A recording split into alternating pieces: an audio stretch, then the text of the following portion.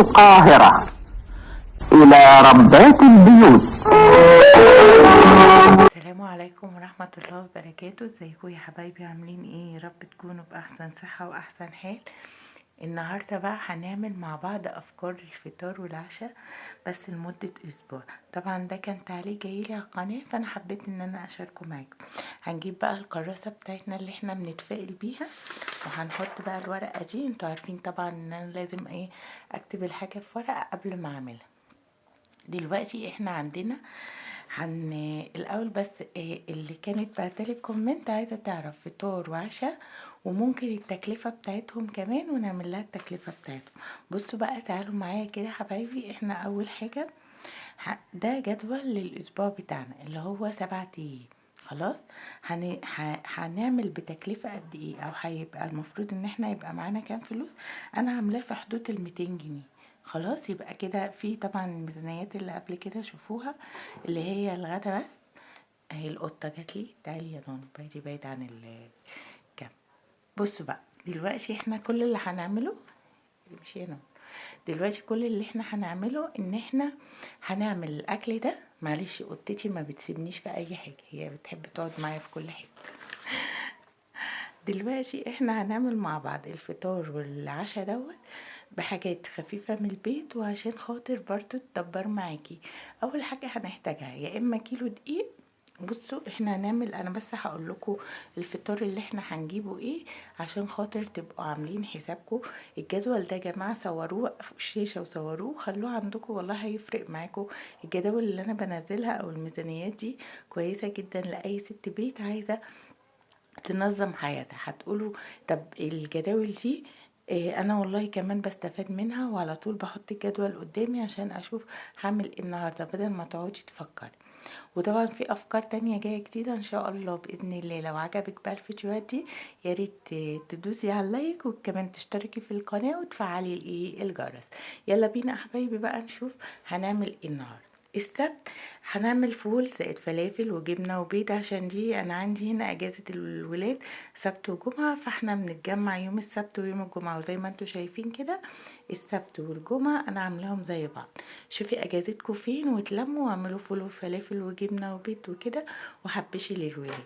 الحد مثلا ممكن نعمل بيض وبسطرمه، الاتنين بليله باللبن، التلات قرص وشاي. وطبعا كلنا بنعرف نعمل القرص. الاربع باتيه مثلا برضو هبقى اعمل لكم الطريقه بتاعته. والباتيه برضو من الحاجات الجميله اللي ممكن تفطري بيها بسرعه.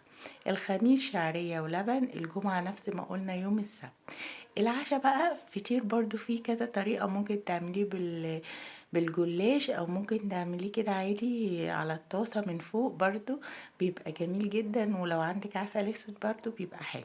بعدين ممكن نعمل للولاد شعرية باللبن، ممكن نعمل لهم البيتزا سهلة جدا برضو، هقول لكم الطريقة بتاعتها. وبعدين النت كمان مليان بالطرق الجميلة، وفي شيفات جميلة برضو بيعملوا حاجات حلوة. والباتيه لو انت مش بتعرفي يعني بلاش تشتري من بره، اتعودي ان انت تفتحي الفيديوهات وتعملي، والله هتعملي حاجات جميلة جدا. وبعدين يوم يبقى كده الاتنين ممكن نعمل ميني بيتزا او بيتزا للولاد او باتيه، يعني اللي متوفر عندك. والدقيق هيسهل معاكي، ما تعمليش كل الدقيق، اعملي ان شاء الله مثلا كوبايه كوبايتين هتفرق معاكي. بعدين التلات سندوتشات جبنه وشاي بلبن، الاربع كيكه وشاي بلبن. الخميس سندوتشات مثلا كبده بالليل، ربع الكبده ب40 جنيه هتجيبيه وهتعمليه. لو مش عايزه خليها كيكه وشاي بلبن برضو، حاجات خفيفه.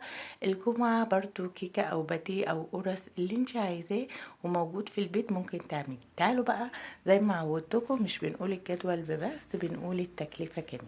طيب التكلفة بتاعتي هتبقى 25 جنيه نص الفول. هتعملي طبعا منه، هتدمسي وهتعملي. لو انت هتعملي عجينة الفلافل في البيت عادي، لو مش هتعمليها خلاص يبقى اشتريها من بره. بس ما تجيبيش فلافل جاهزة، يا ريت انت تقليها في البيت احسن. وهنجيب ب50 جنيه بيض. طبعا البيض في ناس بتبيعه ب5 وفي ناس بتبيعه ب6. لو ب5 يعني دوري كده هتلاقي ناس بتبيعه ب5 وكده هتجيبي 10 بيضات للأسبوع. هتجيبي كيلو دقيق ب20، هو ب18 وفيه ب17 بس أنا حسبت 20. هتجيبي نص كيلو شعرية أو ربع كيلو اللي يريحك لو انتوا أسرة صغيرة ب11 جنيه. وهتجيبي 2 كيلو لبن، احنا عندنا اللبن هنا ب30. يعني الاتنين كيلو ب60 وهتجيبي ب30 جنيه بسطرمة. الإجمالي بقى أنا هنا ما حسبتش الكبدة، هو كده الإجمالي لو قلنا 25 و50 و20 و11 و60 هيبقوا 196. لو انت عايزة تجيبي الكبدة يبقوا كده ايه 240 بس أقل يعني إن شاء الله بإذن الله. وطبعا حاجة الكيكة بتبقى متوفرة عندنا دايما، احنا كلنا بنحب نجيب البيكنج باودر والفانيليا، ومش هتاخد منك بس غير بيضتين، او والله ساعات بعملها بيضة، وهتبقى كمان صينية كده جميلة، وهتحطي شوية كاكاو وهتخليها كمان جميلة جدا. بصي بقى دي الافكار اللي كانت بتاعتنا، يا رب تكون كده عجبتكم الافكار بالتكلفة بتاعتها. انا هحاول اجيب اهي الورقة كلها، ثبتيها عندك وشوفي التكلفة والافكار. يا رب الافكار دي تكون عجبتكم، وما تنسيش بقى اللايك والاشتراك في القناة. بحبكم واستنوا فيديو جديد مني، مع السلامة.